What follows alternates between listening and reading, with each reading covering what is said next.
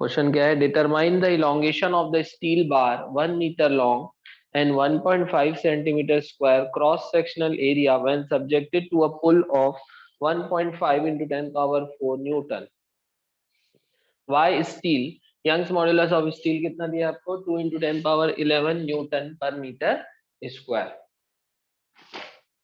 चलिए चार ऑप्शन दिए आपको, 0.25 millimetre, 0.5 millimetre, 1 millimetre and 2 millimetre. तो जो रॉड है इसकी ओरिजिनल लेंथ आपको कितनी दी है, 1 मीटर, है ना। मान लो ये स्टील का रॉड है ऐसा, है ना, ये रॉड है, रॉड की ओरिजिनल लेंथ आपको कितनी दी है, ओरिजिनल लेंथ दी है 1 मीटर। ठीक, एरिया ऑफ क्रॉस सेक्शन, है ना, ये फोर्स ऐसे लगा रहे हैं, फोर्स ऐसे लगा रहे हैं, है ना। फोर्स लगाने से रॉड का क्या हो रहा है, इलोंगेशन, है ना। मान लो रॉड का इलोंगेशन हो रहा है ऐसा, रॉड की लेंथ कितनी बढ़ गई, एल प्लस डेल एल हो गई। एल कितना, 1 मीटर, है ना, मतलब इलोंगेशन कितना हो गया, del L. Cross sectional area rod का कितना है, ए। क्रॉस सेक्शनल एरिया कितना दिया हुआ आपको 1.5 सेंटीमीटर स्क्वायर, या फिर क्रॉस सेक्शनल, है ना, क्रॉस सेक्शनल एरिया आपको दिया है 1.5 सेंटीमीटर स्क्वायर, या फिर ऐसा यूनिट में 1.5 इंटू 10 पावर -4 मीटर स्क्वायर। ये आ गया क्रॉस सेक्शनल एरिया। ठीक, और क्या दिया आपको, यंग्स मॉड्यूलस दिया हुआ है स्टील का 2 इंटू 10 पावर 4 न्यूटन पर मीटर स्क्वायर, और फोर्स कितनी लग रही है, 1.5 into 10 power 4, 1.5 into 10 power 4 Newton, इतने का पुल लग रहा है ना। ये हो गया। इधर भी इतनी फोर्स लगेगी, दोनों साइड से जब इक्वल एंड अपोजिट फोर्स लगाएंगे। ऐसा नहीं बेटा कि एक साइड से फोर्स लगा रहे हैं, अगर एक साइड फ्री है तो ये तो चलते जाएगा आगे, इलोंगेशन नहीं आएगा, दोनों साइड से लगना चाहिए इक्वल एंड अपोजिट फोर्स। ठीक, यंग्स मॉड्यूलस दिया हुआ है, यंग्स मॉड्यूलस का फॉर्मूला क्या था, linear stress upon linear strain, या लीनियर स्ट्रेस अपॉन, है ना, longitudinal stress upon longitudinal strain. Stress का formula force upon area, area strain del L by L, L. Del L by L, है ना। ये स्कोर क्या लिख सकते हैं, एफ बाई ए, ये डेल एल तो नीचे ही रहेगा, ये डिनोमिनेटर का डिनोमिनेटर कहाँ चला जाएगा, न्यूमरेटर में। देयरफॉर ये डेल एल, है ना, y equals to F L by A del L. Del L कितना आ जाएगा बेटा, F L by A Y, ये आ जाएगा, देखिए y नीचे आ जाएगा, डेल एल इधर आ जाएगा, तो del L will be equal to F L by A Y. अब यहाँ से हम वैल्यूज पुट करेंगे। डेल एल इलोंगेशन ही तो पूछ रहा है आपसे, इलोंगेशन कितना होगा, तो del L will be force कितनी, 1.5 इंटू 10 की पावर 4 इंटू एल, एल मतलब ओरिजिनल है कितनी, 1 metre, upon A Y, area कितना, 1.5 into 10 power -4, 1.5 into 10 power -4 into Young's modulus of steel 2 into 10 power 11। ये देखिए क्या क्या हो गया, देखिए डेल एल कितना आ गया, 1.5 कैंसल, -4 से इधर करोगे तो कितना हो गया, 7, इधर 7, 10 की पावर 7 और इधर 10 की पावर 4, तो नीचे क्या बचा, 10 की पावर 3, ऊपर जाके -3, तो 10 की पावर -3 हो गया, 1.5 कैंसल, नंबर में नीचे बस 2 है, तो 1/2 कितना हो गया, 0.5 इंटू 10 की पावर -3 मीटर, और del L will be equal to 0.5 millimetre. Answer कितना आ गया, इलोंगेशन इज 0.5 मिलीमीटर, ये आ गया आंसर बॉम्बे, 0.5 मिलीमीटर लिख लेंगे इसको। क्लियर हो रहा है सबका ये, यस है कि प्रेशर की ऐसा यूनिट होती है पास्कल, है ना, लेकिन प्रेशर की एक और यूनिट होती है एटमॉस्फेयर। तो 1 एटमॉस्फेयर होता है 1.01 इंटू 10 की पावर 5 पास्कल। 1 एटमॉस्फेयर कितना होता है, 1.01 इंटू 10 की पावर 5 पास्कल, ये होता है। ठीक है, तो आप रफली जो है इस क्वेश्चन में 1 एटमॉस्फेयर को रफली आप 10 की पावर 5 पास्कल लेके सॉल्व कर सकते हैं।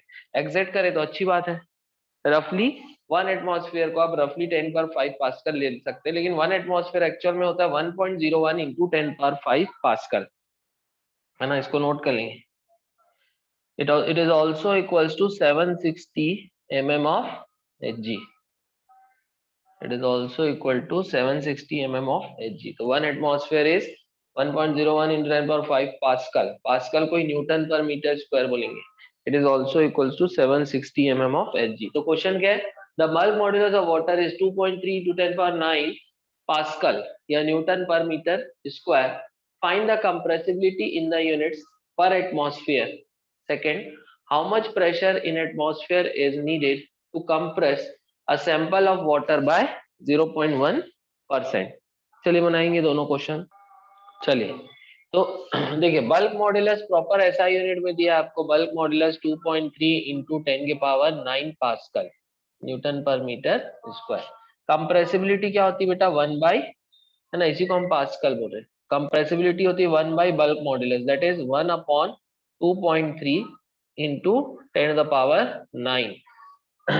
अब नीचे में पास्कल आ जाएगा. यूनिट क्या हो गई? पर पास्कल. इसकी यूनिट क्या हो गई? पर पास्कल. हाँ रुचि तक आ गया, गुड. लेकिन है ना, पर पास्कल का मतलब है नीचे में पास्कल है, ठीक है, डिनोमिनेटर में पास्कल है. लेकिन हमको जो यूनिट जो है कंप्रेसिबिलिटी की, वो किस में चाहिए? पर एटमॉस्फेयर. और मैंने आपको क्या रिलेशन बताया है? 1 एटमॉस्फेयर इक्वल्स टू 1.01 इंटू 10 की पावर 5 पास्कल. ये 1 atmosphere equals to 1.01 into 10 to the power 5 pascal. ये मैंने आपको बताया, ठीक. अब इसको हमको कन्वर्ट करना है बेटा किस में, है ना. तो कंप्रेसिबिलिटी क्या हो गई? देखो 1 बाई बी, है ना, 1 अपॉन 2.3 इंटू 10 पावर 9, यहाँ पर आ गया पास्कल, ठीक. अब हमको नीचे में क्या चाहिए? एटमॉस्फेयर चाहिए, है ना. तो यहाँ से आ जाएगा, देखो आपको क्या दिया? 1 एटमॉस्फेयर इतना पास्कल होता है, तो 1 पास्कल कितना हो जाएगा? 1 अपॉन 1.01 इंटू 10 की पावर 5 एटमॉस्फेयर. ये हो जाएगा कि नहीं? 1 पास्कल हमको कितना चाहिए? तो 1 पास्कल कितना हो जाएगा? 1 अपॉन, ये नीचे आ जाएगा, तो 1 अपॉन 1.01 इंटू 10 की पावर 5 एटमॉस्फेयर. तो यहाँ से क्या आ जाएगा? देखिए 1 अपॉन 2.3, है ना, इंटू 10 की पावर 9. अब यहाँ पर पास्कल है. पास्कल कहाँ है? डिनोमिनेटर में. पास्कल की जगह अगर आपको एटमॉस्फेयर में कन्वर्ट करना है तो है ना, तो ये 1 पास्कल की जगह क्या लिखेंगे? 1 अपॉन 1.01 इंटू 10 की पावर 5. यहाँ पर क्या आ गया? एटमॉस्फेयर. यहाँ पर आ गया एटमॉस्फेयर. अब यहाँ पर देखिए ये कितना आ गया बेटा? ये 10 की पावर 5 और यहाँ क्या बचा? 4. 4 ऊपर जाएगा, -4 क्या आ जाएगा? देखिए 1 अपॉन, इसको मैं 1 लेके सॉल्व कर रहा हूँ, 1.01 ना लेके 1 ले रहा हूँ, तो ये 2.3 ही बचा. यहाँ 10 की पावर 5 और 9 में 4, 4 ऊपर जाके -4. नीचे में एटमॉस्फेयर है, ऊपर जाके पर एटमॉस्फेयर, ठीक है. 1 अपॉन 2.3, 4.3 के आसपास आ जाएगा. It is nearly equal to 4.4 into 10 की पावर -4 एटमॉस्फेयर. 4 पॉइंट नहीं, गड़बड़. यहाँ पर बेटा डेसिमल लगेगा. 1 अपॉइंट ये होगा, डेसिमल लगाऊंगा, पॉइंट लगाऊंगा, तब है ना डेसिमल रहेगा, तो ये 1 की जगह 10 होगा, तो ये 0.44 होगा. 0.44 तो इंटू 10 अपॉन 10, ये आ जाएगा 4.4 इंटू 10 टू द पावर -5 पर एटमॉस्फेयर. ये आ जाएगा. ये समझ में आ रहा है क्या आप लोगों को? Yes, sir. है ना. हमने क्या देखा कि कंप्रेसिबिलिटी जो है it is 1 upon bulk modulus. अब कोई भी मॉड्यूलस ऑफ इलास्टिसिटी हो, वो होता है स्ट्रेस अपॉन स्ट्रेन. अब स्ट्रेस, है ना, स्ट्रेन की तो कोई यूनिट होती नहीं है, नो यूनिट नो डायमेंशन. बचा क्या? स्ट्रेस. स्ट्रेस क्या होता है? फोर्स अपॉन एरिया, मतलब न्यूटन पर मीटर स्क्वायर. इसी को हम पास्कल भी बोल सकते हैं. तो स्ट्रेस की यूनिट को या बल्क मॉड्यूलस की यूनिट को हम पास्कल बोल सकते हैं. तो अगर बल्क मॉड्यूलस की यूनिट है पास्कल, तो कंप्रेसिबिलिटी है रेसिप्रोकल ऑफ बल्क मॉड्यूलस, तो 1 अपॉन बल्क मॉड्यूलस, तो पास्कल नीचे आ जाएगा. तो देखो बल्क मॉड्यूलस इतना दिया है आपको, इतना पास्कल दिया है, तो कंप्रेसिबिलिटी क्या होगी? 1 upon bulk modulus, that is 1 upon 2.3 into 10 power 9 pascal. Pascal अब नीचे आ जाएगा ना कंप्रेसिबिलिटी के केस में. लेकिन हमको आंसर देना है ना, या इसी को मैं क्या बोल सकता हूँ, देखिए आंसर क्या आ जाएगा, इसी को मैं क्या बोल सकता हूँ, 1/2.3 इंटू 10⁹ पर पास्कल। ये पास्कल ऊपर चले जाएगा, पास्कल की बार -1 पर पास्कल बोल सकता हूँ। लेकिन हमको आंसर किस में चाहिए, पर एटमॉस्फेयर में। तो हमको पर पास्कल को कन्वर्ट करना है पर एटमॉस्फेयर में। ऐसा कब होगा, जब हम नीचे में पास्कल की जगह किसको लिखेंगे, एटमॉस्फेयर को लिखेंगे, तभी तो होगा ना ऐसा। अब आपको क्या दिया, रिलेशन क्या दिया है, 1 atmosphere equals to 1.01 into 10⁵ pascal. तो एक पास्कल कितना होगा, 1 है ना, एक पास्कल कितना हो जाएगा, 1/1.01 इंटू 10⁵ एटमॉस्फेयर, ये हो जाएगा ना। तो एक पास्कल, इस पास्कल को रिप्लेस करने के लिए यहाँ पर मैं क्या लिख सकता हूँ, 1/2.3 इंटू 10⁹ है, इंटू इस पास्कल को रिप्लेस करने के लिए इस पास्कल की जगह मैं क्या लिख सकता हूँ, 1/1.01 इंटू 10⁵ एटमॉस्फेयर, ये लिख सकता हूँ। अब मेरा जो आंसर आ गया, इसको मैं सॉल्व कर लूंगा। तो ये डिनोमिनेटर में एटमॉस्फेयर है, मतलब ये पर एटमॉस्फेयर हो गया, इसको ऊपर लेके जाऊंगा न्यूमरेटर में, तो एटमॉस्फेयर की पावर -1 लिखूंगा, मतलब ये जो आंसर आ रहा है मेरा पर एटमॉस्फेयर में आ रहा है। तो यहाँ से बस अब इसको सॉल्व करना है बेटा। 1.01 देखो 10⁵, और इधर 4 बचा, 4 को ऊपर ले जाऊंगा तो -4, ठीक है, इसको मैं 1 ले रहा हूँ, 1.01 को 1 ले रहा हूँ, तो नीचे में 2.3 है, 1/2.3 इज 0.44। ये ऐसा है, देखो ये ऐसा है, ये 10⁵, तो इधर 4 बचा है ना, ये देखो ये 1/2.3 है ना। अब ये 10, इसको मैं 1 ले रहा हूँ, ये 10⁵, और ये 9 है, तो यहाँ 4 बचा, इंटू 10⁵ को ऊपर में क्या लिख सकता हूँ, 10⁻⁻⁴।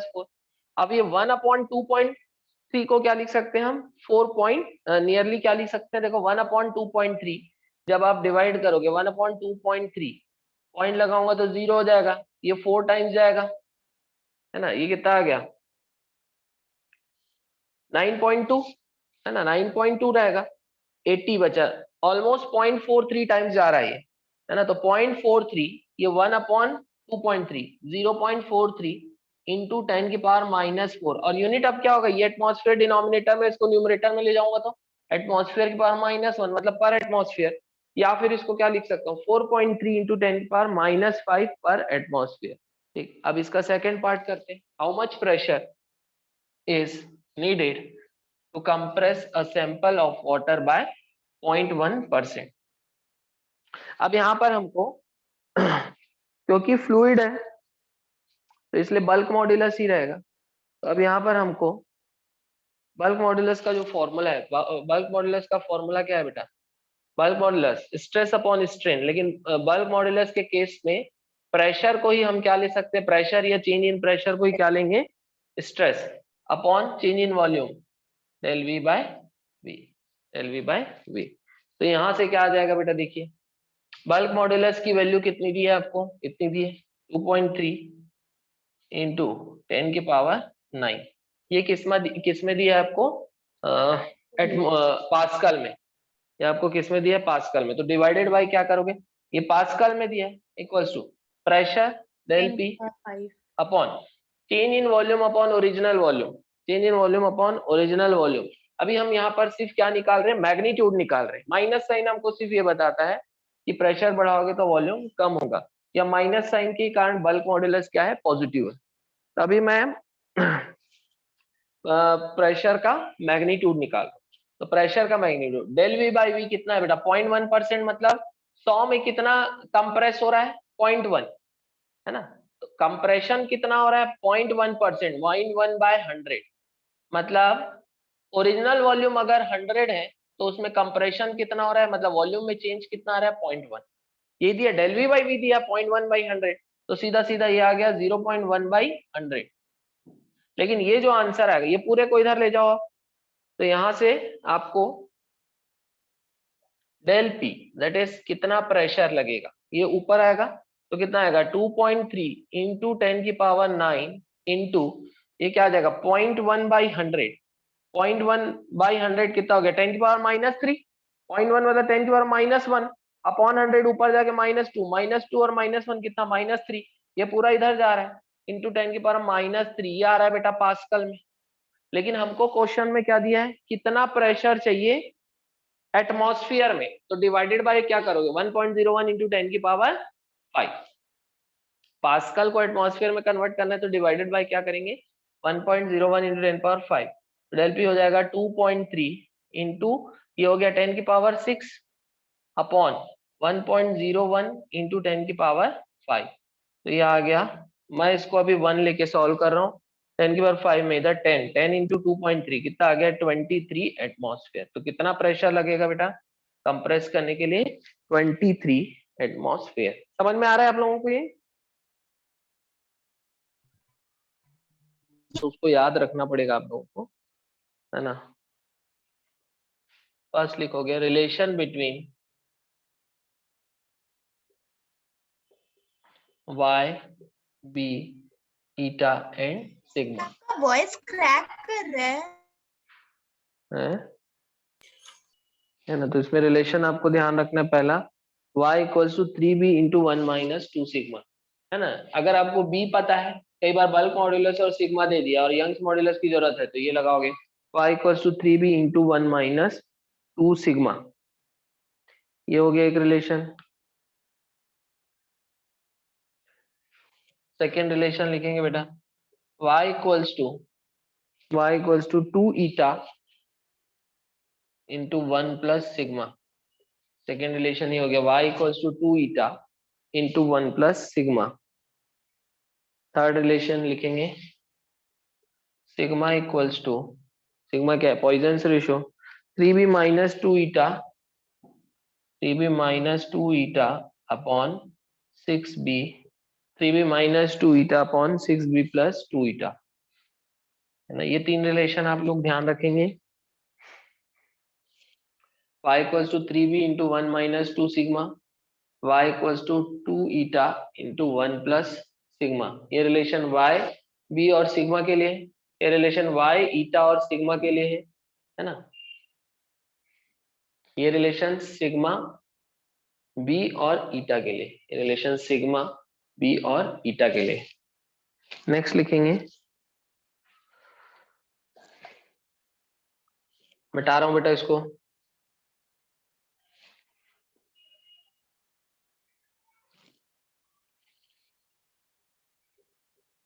if the length of wire if the length of wire is doubled, if the length of wire if the length of wire is doubled, the longitudinal strain will be, the longitudinal strain will be, if the length of wire is doubled, the longitudinal strain will be, मतलब आपने force लगाया, wire की length force लगाने से double हो गई, है ना, डबल हो गई। मतलब कैसे, पहले लेंथ थी L, है ना, आपने फोर्स लगाया तो लेंथ कितनी हो गई 2L, है ना। पहले ओरिजिनल लेंथ थी L, फोर्स लगाने के बाद लेंथ कितनी हो गई 2L, तो इसका मतलब लेंथ कितनी बढ़ी, इलोंगेशन डेल L कितना हो गया L, इलोंगेशन कितना हुआ L हुआ ना, ठीक। तो लॉन्गिट्यूडनल स्ट्रेन क्या होता है बेटा, del L by L will be longitudinal strain del L by L, del L कितना है L अपॉन L, है ना। डेल L मतलब चेंज इन लेंथ कितनी हो गई L, कैसे, फाइनल लेंथ कितनी 2L माइनस इनिशियल लेंथ कितनी L अपॉन इनिशियल लेंथ, ये तो strain change in length upon initial length, ये क्या आ गया 1, ये क्या आ गया 1, लिख लेंगे इसको। और इस केस में and in this case y equals to stress, and in this case y equals to stress। इस केस में यंग्स मॉडुलस किसके बराबर होगा, स्ट्रेस के, है ना, क्योंकि यंग्स मॉडुलस होता है स्ट्रेस अपॉन स्ट्रेन। अब स्ट्रेन अगर 1 हो गया, स्ट्रेन 1 कब होगा, जब फोर्स लगाने से लेंथ कितनी हो जाए डबल हो जाए, तो स्ट्रेन 1 हो जाएगा, तब यंग्स मॉडुलस किसके बराबर हो जाएगा, स्ट्रेस के। तो डेफिनेशन हम क्या लिखेंगे? So Young's modulus is numerically equal to the stress which will double the length of a wire. So Young's modulus is numerically equal to the stress which will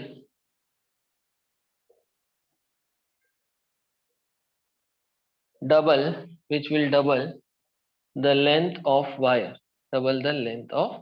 wire, देख लेंगे।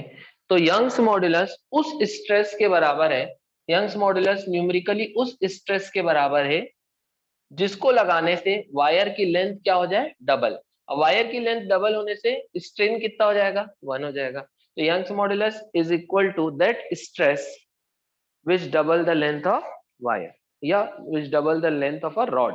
आ रहा है समझ में? Yes, sir.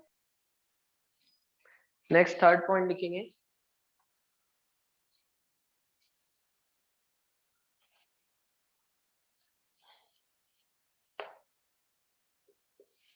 नेक्स्ट पॉइंट रहेगा for a loaded wire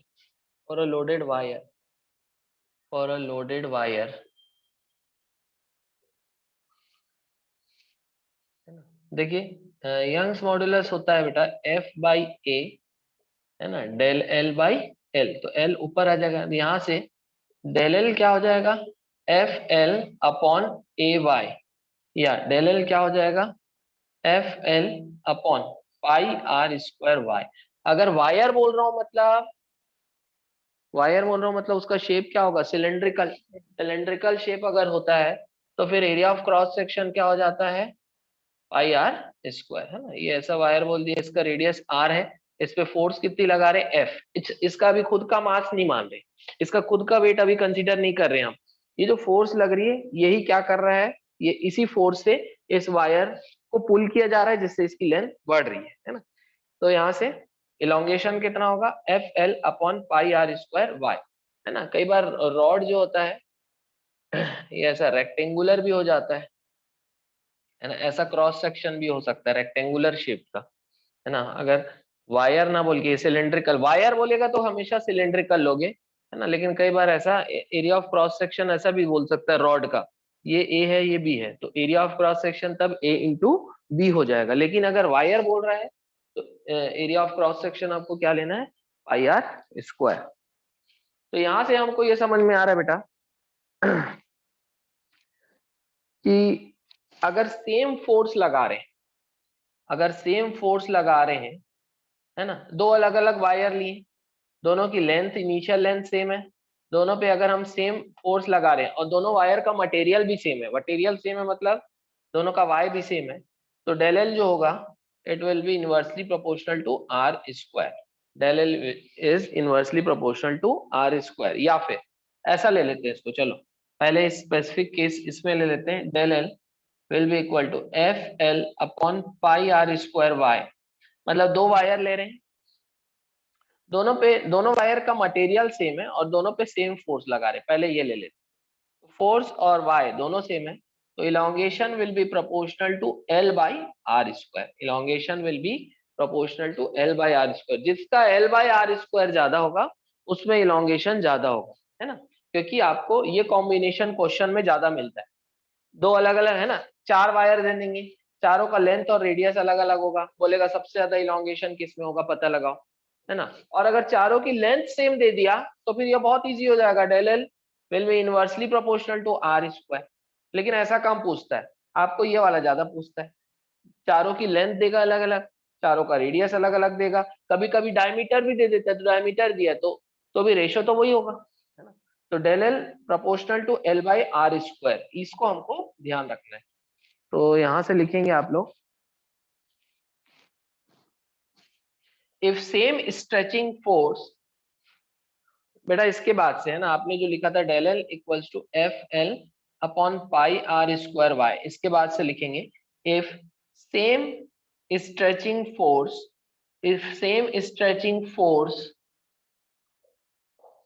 forces are applied if same stretching forces are applied to different wires of same material, then then del L is proportional to L by R square. Del L is proportional to L by R square. Important है, note कर लीजिए, है ना। अगर same stretching force लगा रहे हैं two different wires of same material, same material को ध्यान देना बेटा, जब भी सेम मटेरियल बोले तो यंग्स मॉड्यूलस सबका क्या होगा, सेम होगा, क्योंकि यंग्स मॉड्यूलस किस पे डिपेंड करता है, नेचर ऑफ मटेरियल। तो सेम मटेरियल बोल दिया, सेम फोर्स बोल दिया, तो 3-4 अलग अलग वायर ले लिए, सब में फोर्स और सबका मटेरियल सेम है और सब में सेम फोर्स लगा रहे हैं, तो del L will be proportional to L by r square. तब हमको देखना पड़ेगा कि एल बाई आर स्क्वायर किसका ज्यादा है, उस वायर का इलोंगेशन सबसे ज्यादा होगा। क्लियर है ये? Yes sir. अगर वायर ऐसी हैंगिंग पोजीशन में है और इसका वेट दिया हुआ है, खुद का मास दिया हुआ है, ठीक है, तो ये है ना, इसका खुद का वेट नीचे की तरफ लगेगा बेटा mg, इसका वेट कहां पर एक्ट करेगा, इसकी सेंटर ऑफ मास या सेंटर ऑफ ग्रेविटी में एक्ट करेगा। तो इसका जो वेट एक्ट करेगा, है ना, तो कई बार क्वेश्चन में क्या दिया रहता है आपको, अलग से कोई पुलिंग फोर्स नहीं लगाया जाता है, वायर को लटकाया जाता है और वायर का खुद का वेट दिया रहता है। तो अपने खुद के वेट के कारण भी तो वायर इलोंगेट हुआ। तो कितना इलोंगेट होगा वायर, कोई भी वायर, अगर वायर का भी वेट कंसीडर किया जाए या वायर का वेट अगर कंसीडर किया जाए, तो वायर अपने खुद के वेट के कारण कितना इलोंगेट होता है, इसका हमको एक्सप्रेशन देखना है। तो लिखेंगे, हेडिंग डालेंगे, 4th point, elongation in a wire by its own weight. Elongation in a wire by its own weight. Elongation in a wire by its own weight. अपने खुद के वेट के कारण वायर कितना इलोंगेट होगा।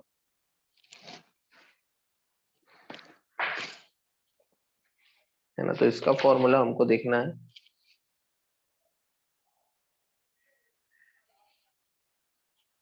है ना, तो वायर जो है बेटा ऐसा देखो, है ना, वायर की ओरिजिनल लेंथ है L, ये वायर की ओरिजिनल लेंथ है ना, वायर का मास है मान लो m, वायर का जो वेट है बेटा ये कहाँ एक्ट करेगा, इसके सेंटर ऑफ ग्रेविटी में, और यूनिफॉर्म वायर लेंगे तो उसका सेंटर ऑफ मास या सेंटर ऑफ ग्रेविटी कहाँ एक्ट करेगा, इसके सेंटर में, मतलब किस में एक्ट करेगा, L/2 लेंथ में।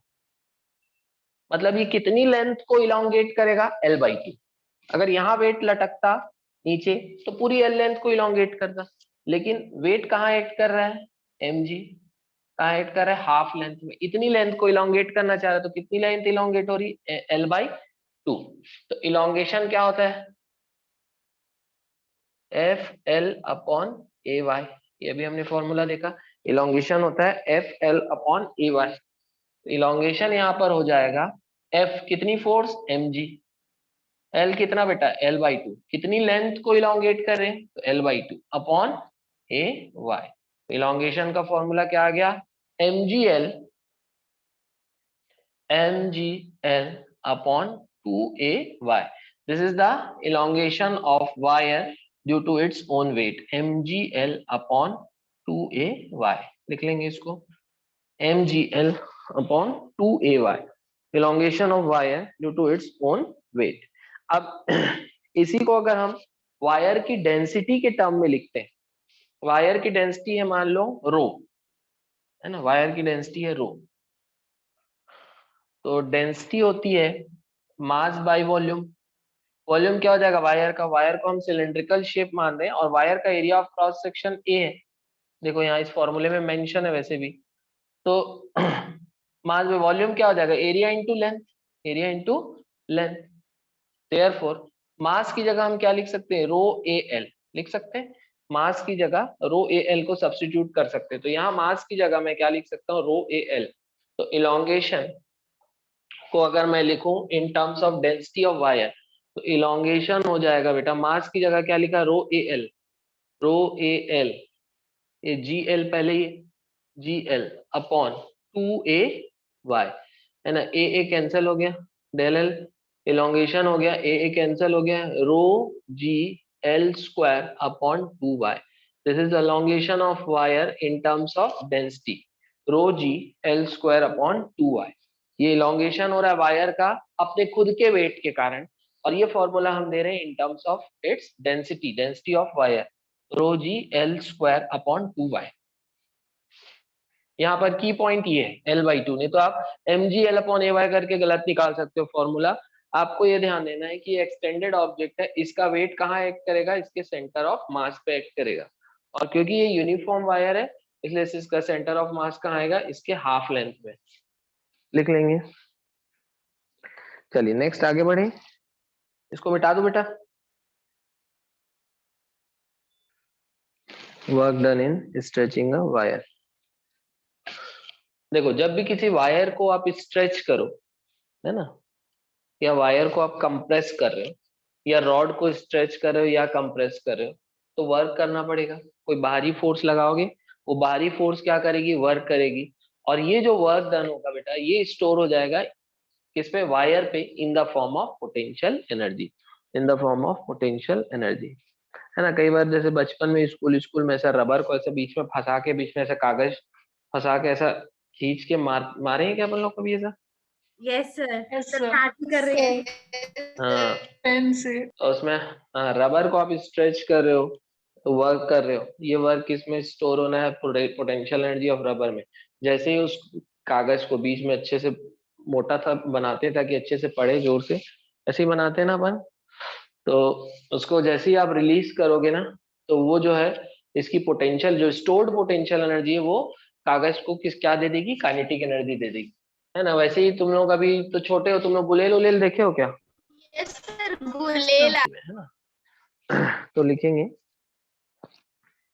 the work done the work done in stretching a wire is stored in wire in the form of potential energy, in the form of potential energy, in the form of potential energy। लिख लीजिए। अब ये जो work done है बेटा, इसका formula हम directly लिखेंगे। जो वर्क डन का फॉर्मूला आएगा ये आएगा half into load into extension, half into load into extension, half into load into, load मतलब फोर्स और एक्सटेंशन मतलब इलोंगेशन। वर्क डन हो जाएगा half into force into elongation, and this work done is stored in the form of potential energy.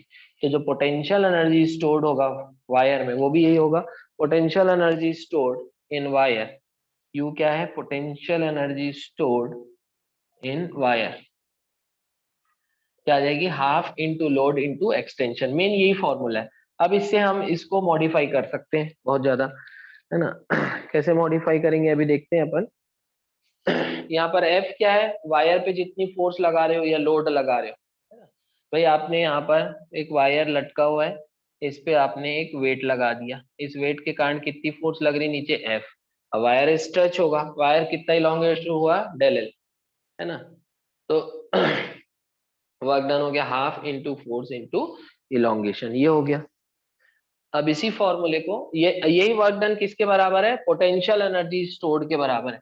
अब potential energy stored कितनी हो गई wire पे, half into load into extension. तो potential energy stored in wire is half into load into extension, ये हो गया। ठीक, अब अब हम एक काम करते हैं, वॉल्यूम से मल्टीप्लाई और डिवाइड करते हैं। वॉल्यूम मतलब वॉल्यूम ऑफ वायर क्या होगा, area of cross section into length upon area of cross section into length, ऐसा लिख सकते हैं। वॉल्यूम से मैंने क्या किया, मल्टीप्लाई और डिवाइड किया। ए क्या है बेटा, area of cross section of wire, area of cross section of wire. L क्या है, ओरिजिनल लेंथ ऑफ वायर।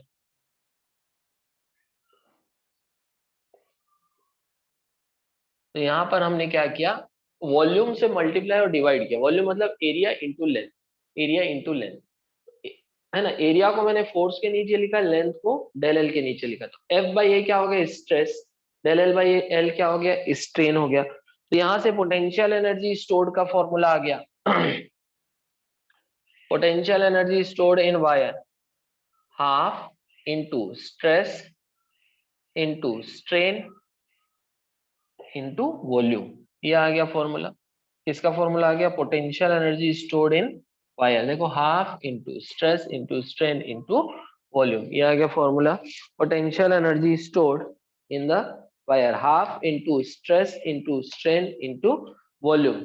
अब यहाँ से एक टर्म आता है बेटा, potential energy by volume is potential energy density या इलास्टिक एनर्जी डेंसिटी। तो ये आ जाएगा, देखिए वॉल्यूम को नीचे लेके आ रहा हूं, u d that is u by V. देखो u बाई वी, तो u बाई वी आ गया, वॉल्यूम नीचे आ गया, तो क्या बचा, half into stress into strain. ये क्या है बेटा, potential energy density denoted by u d, या potential energy per unit volume of wire, potential energy per unit volume of wire, half into stress into strain. तो u d क्या है, elastic energy density, elastic energy. ये potential energy कौन सी form, किस form में, elastic potential energy के form में। Elasticity के कारण पोटेंशियल एनर्जी आ रही है, इसलिए इसको इलास्टिक एनर्जी डेंसिटी भी बोलेंगे, या फिर potential energy per unit volume, या elastic potential energy per unit volume. Potential, इसको मैं शॉर्ट में लिख दे रहा हूं, potential energy per unit volume. क्या आ जा रहा है, half into stress into strain, half into stress into strain. ये क्या है, potential energy per unit volume, half into stress into strain. देख लीजिए यहां तक।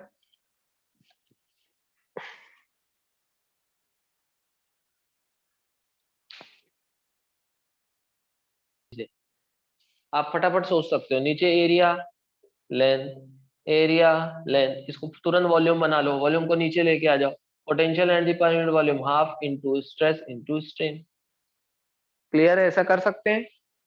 तो अगर आप लोग half into load into extension ध्यान रखोगे, तो उससे बेटा देखो होता क्या है कि आपको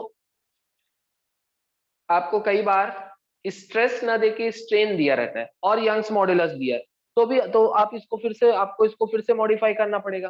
क्या है, पोटेंशियल एनर्जी डेंसिटी क्या है, देखो हाफ इंटू स्ट्रेस, स्ट्रेस ना दिया है, स्ट्रेन और यंग्स मॉड्यूलस दिया, तो यंग्स मॉड्यूलस होता है स्ट्रेस अपॉन स्ट्रेन।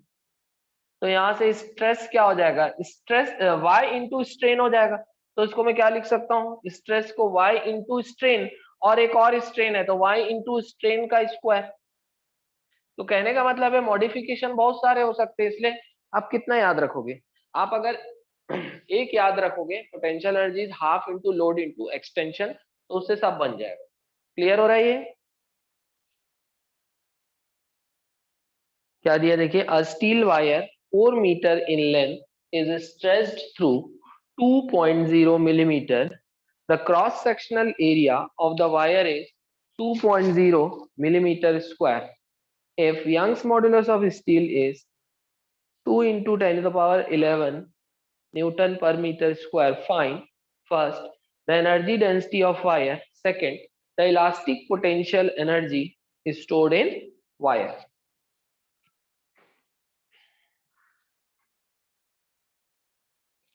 चलिए बेटा इसको सॉल्व करते हैं।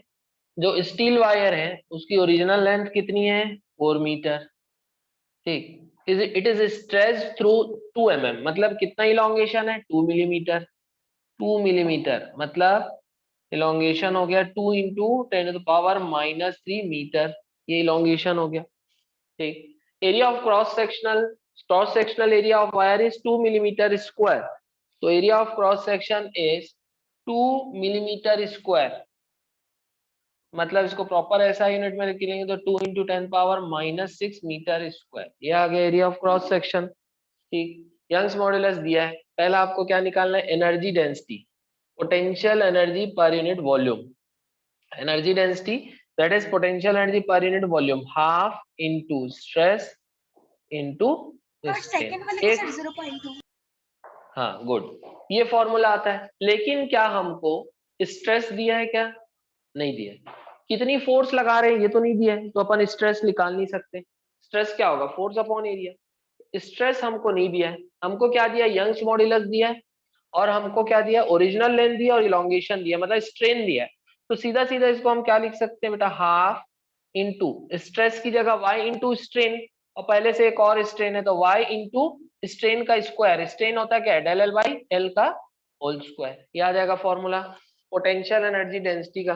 तो potential energy density half into Young's modulus कितना? 2 into 10⁻11 into del L by L का होल स्क्वायर। डेल एल कितना है? 2 इंटू 10⁻³ उसका स्क्वायर, डेल एल का भी स्क्वायर अपॉन एल का स्क्वायर, डेल एल का स्क्वायर अपॉन एल का स्क्वायर।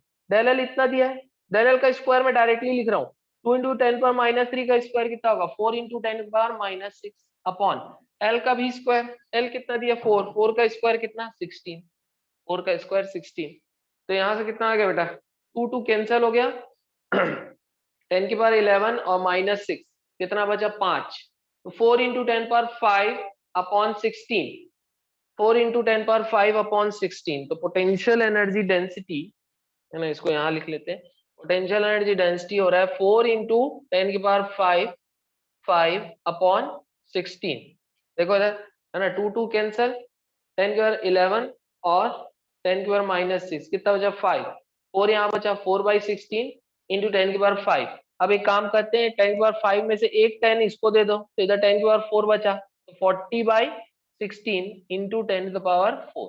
तो यहाँ से पोटेंशियल एनर्जी डेंसिटी हो गई 16 2 जा 32 80 2.5 इंटू 10⁴ जूल पर मीटर क्यूब। ये आ गया आंसर, पोटेंशियल एनर्जी डेंसिटी।